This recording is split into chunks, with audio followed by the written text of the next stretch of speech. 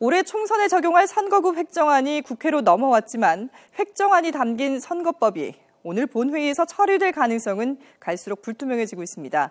더민주는 여야 협상을 통해 선거법을 우선 처리한 뒤에 필리버스터, 그러니까 무제한 토론을 계속하겠다고 제안했지만 새누리당은 야당의 무제한 토론은 절차상 무효라며 강공을 이어가고 있습니다. 국회에 나가 있는 취재기자 연결합니다. 이만수 기자. 네, 국회입니다. 네, 더민주가 선거법 우선 처리를 주장했다면서요?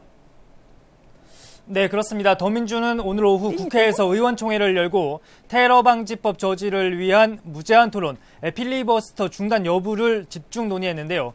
이종걸 원내대표는 의원총회에서 올해 총선이 중요한 만큼 여야 협상을 통해서 필리버스터를 잠시 중단한 뒤에 선거법을 우선 처리하고 필리버스터를 계속 이어나가겠다고 주장했습니다.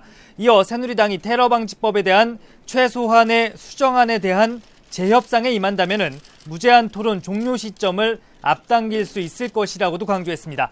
이종걸 원내대표는 즉각 여당과 협상에 나서겠다고 밝혔지만 필리버스터를 잠시 정회하고 선거법부터 처리할 수 있는지에 대해서는 부정적인 분석이 높습니다. 일단 국회 관계자는 현행 국회법상 필리버스터는 한 번 중단되면 관련 법안을 즉시 처리해야 한다며 이종걸 원내대표의 제안은 불가능하다고 일축했습니다. 새누리당 역시 더욱 강경해진 분위기입니다. 새누리당은 야당이 요구한 테러 방지법 수정안은 절대 받아들일 수 없다면서 더민주의 요구를 수용하면 테러 방지법은 누더기법이 될 것이라고 반박했습니다. 특히 김정은 정책위 의장은 국회의장과 부의장이 아닌 상임위 위원장이 본회의 사회를 본 것은 국회법 위반이라며 필리버스터는 절차상 무효라고 주장했습니다.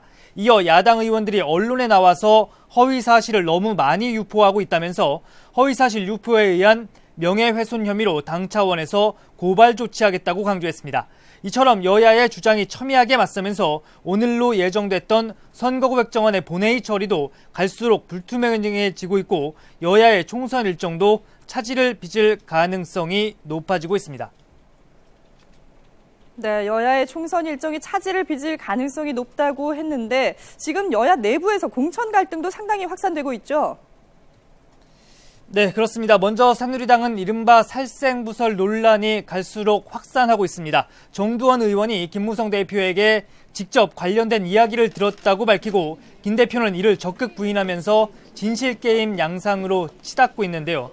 새누리당은 정두원 의원이 참석한 가운데 최고위원회의를 열고 정 의원으로부터 당시 상황에 대한 구체적인 설명을 들었습니다. 정 의와 국회의장과 면담 중인 김무성 대표는 최고위 참석을 하지는 않았는데 친박계는 정확한 진상규명이 반드시 필요하다면서 김무성 대표를 강하게 압박하고 있습니다.